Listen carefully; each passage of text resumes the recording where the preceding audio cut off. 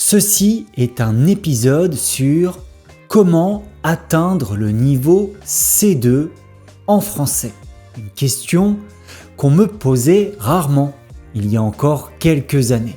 À cette époque, les apprenants me demandaient surtout comment penser en français, comment être plus régulier, comment parler français avec plus de fluidité.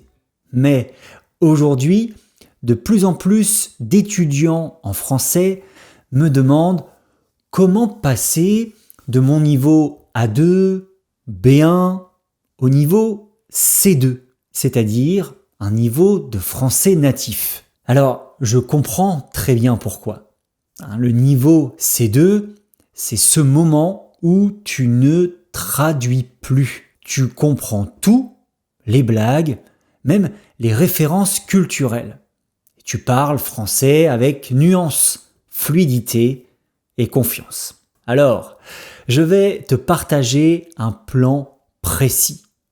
Pas une méthode magique, mais des étapes concrètes qui peuvent vraiment t'aider, peu importe ton niveau actuel. Car oui, j'ai vu des étudiants partir de zéro et finalement lire Camus, réussir des entretiens d'embauche ou vivre en France, naturellement. Est-ce que c'est facile ? Non. Est-ce que c'est possible ? Bien sûr. Alors, reste avec moi, voici le plan. Étape numéro 1, ne commence pas par la méthode, commence par une raison. Avant de parler de méthode d'apprentissage, pose-toi une seule question. Pourquoi est-ce que tu veux parler français comme un natif ? Peut-être que c'est pour l'amour, pour les études, ou pour un rêve de vie en France, ou simplement parce que tu adores cette langue et ce qu'elle te fait ressentir. Et cette raison, la tienne, eh bien, c'est ton carburant.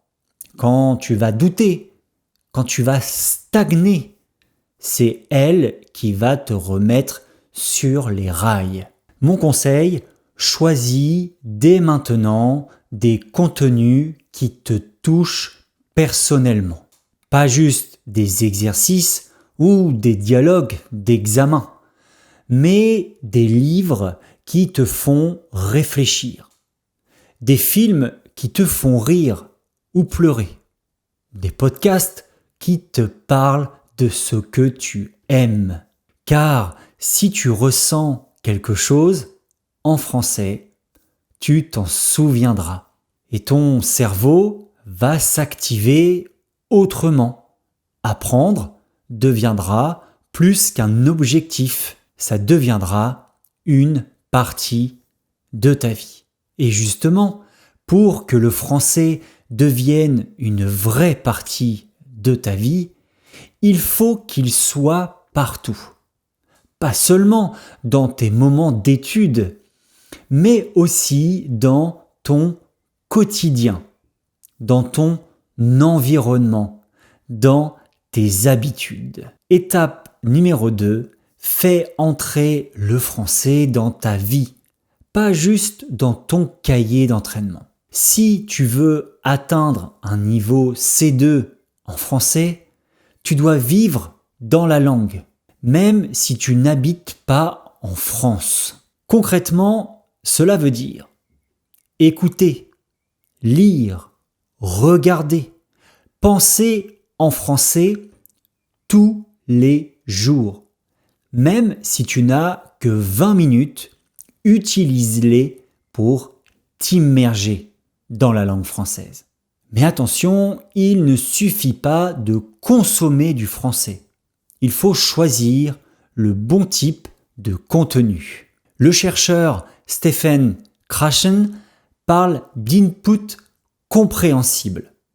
Selon lui, notre cerveau apprend mieux quand on est exposé à une langue qu'on comprend presque parfaitement, mais pas totalement.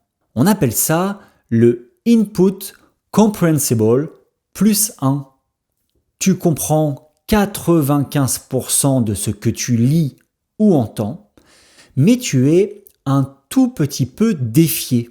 Et c'est dans ce léger inconfort que la magie de l'apprentissage va opérer. Donc, choisis des contenus adaptés à ton niveau. Si tu es débutant ou même intermédiaire, va vers des podcasts lents ou avec des séries sous-titrées.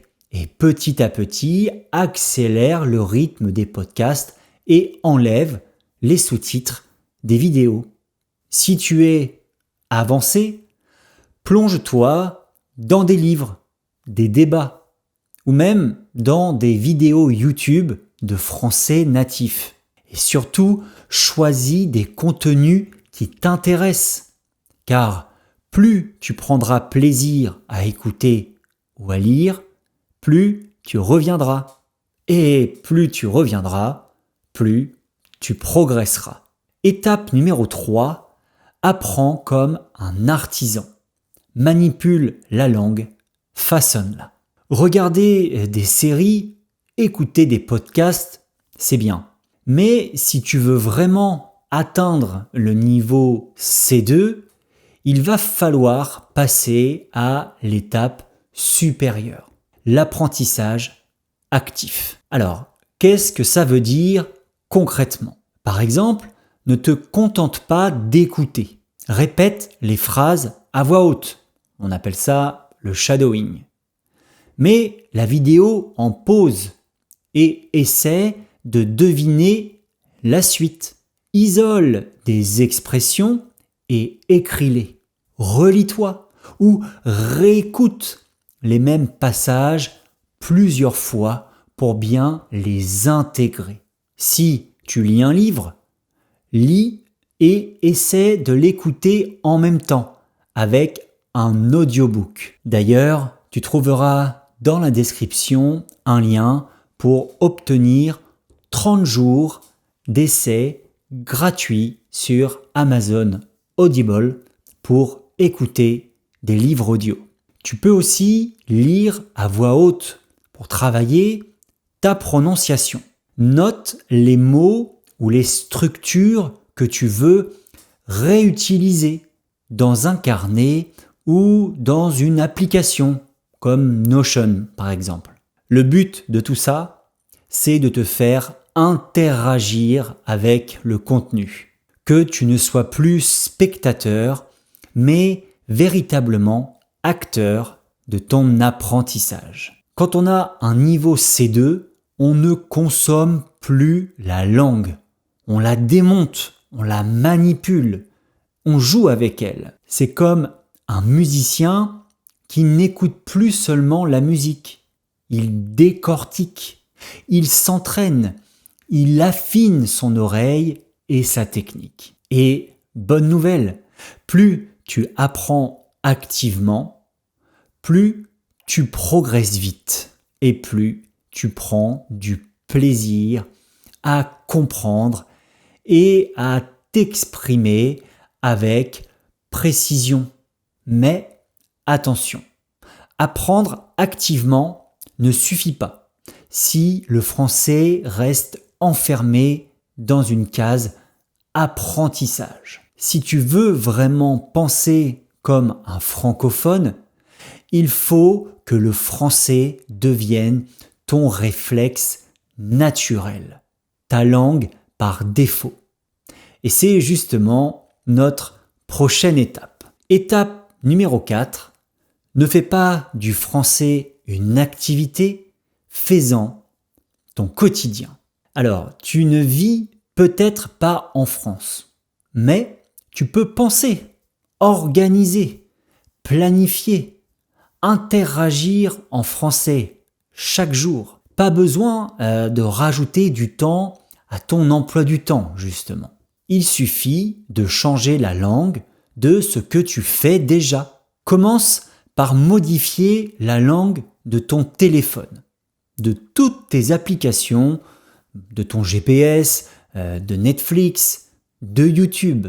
Rédige ton agenda, tes listes de courses, tes notes personnelles en français. Et dans ta tête aussi, fais le switch. Quand tu planifies par exemple ta journée, pense en français. Par exemple, tu peux dire « Après le travail, je vais courir et puis je préparerai le dîner ». Tu peux aussi tenir un journal intime, écrire tes pensées, tes doutes, tes réussites en français. Même quelques lignes par jour, 2, 3, c'est suffisant. Parce que petit à petit, le français ne sera plus une langue étrangère. Ce sera ta langue de référence pour penser, pour organiser ta vie, pour exister, tout simplement. Et c'est exactement ça l'objectif du niveau C2. Ne plus avoir besoin de passer par une autre langue pour s'exprimer ou pour comprendre. Étape numéro 5, tu ne progresseras pas en silence. Alors tu peux lire tous les livres de grammaire du monde, écouter des centaines d'heures de podcasts en français, mais si tu ne parles jamais, tu n'atteindras jamais ce niveau C2. Pourquoi ? Parce que parler, c'est beaucoup plus que juste appliquer des règles. C'est gérer l'imprévu, c'est improviser, trouver ses mots, reformuler quand on bloque, jouer avec l'intonation. Et ça, tu ne peux pas l'apprendre en silence. La bonne nouvelle, c'est que tu n'as pas besoin d'un partenaire pour commencer. Tu peux démarrer en t'enregistrant, faire comme un journal parlé, commenter à voix haute ce que tu fais, ou même rejouer des dialogues de films.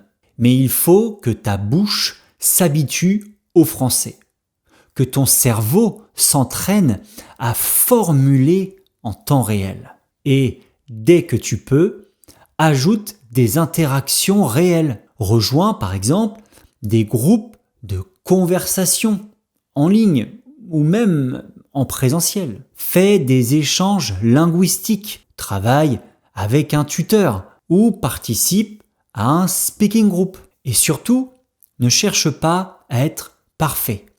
Cherche juste à être présent, à être actif.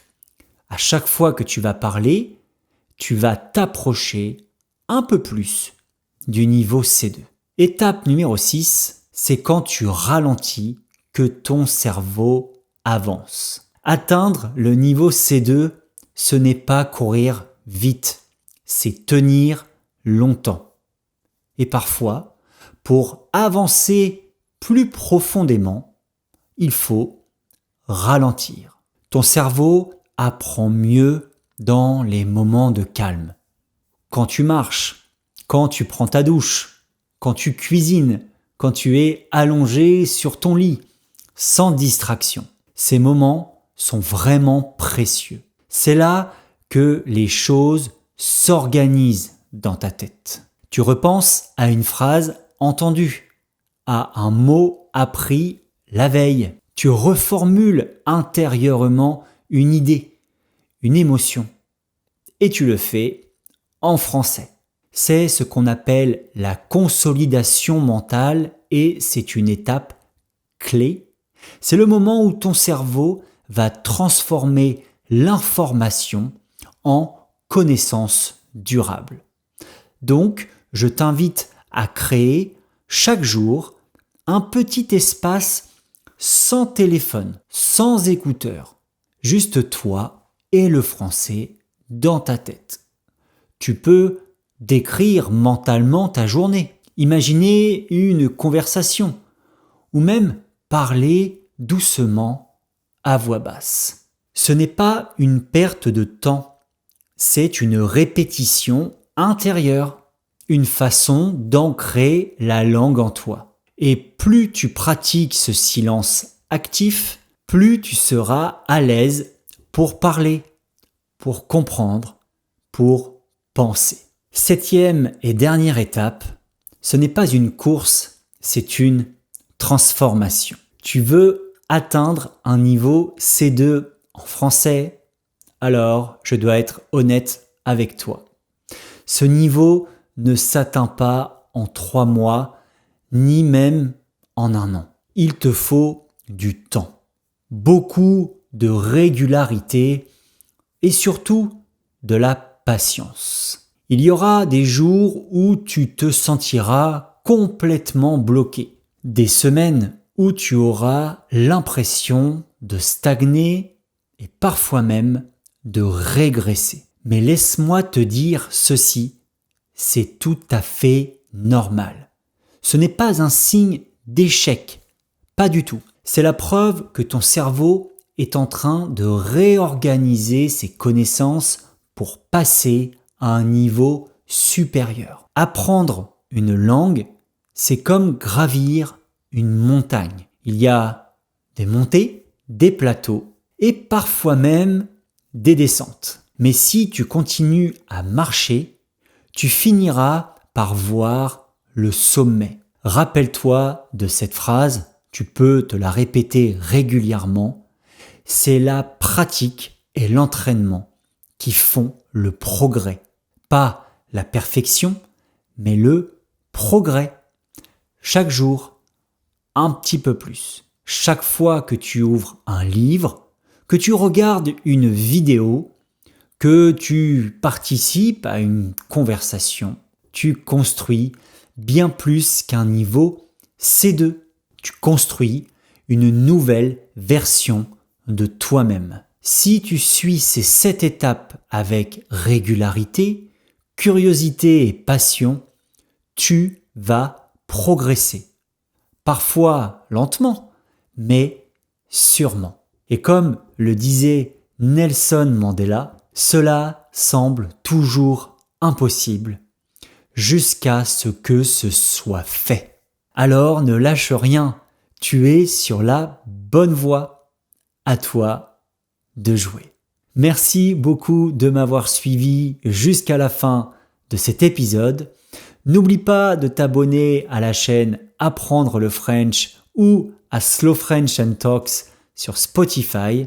Un like, un commentaire ou 5 étoiles sur Spotify m'aide largement à diffuser mes vidéos et mes épisodes de podcast.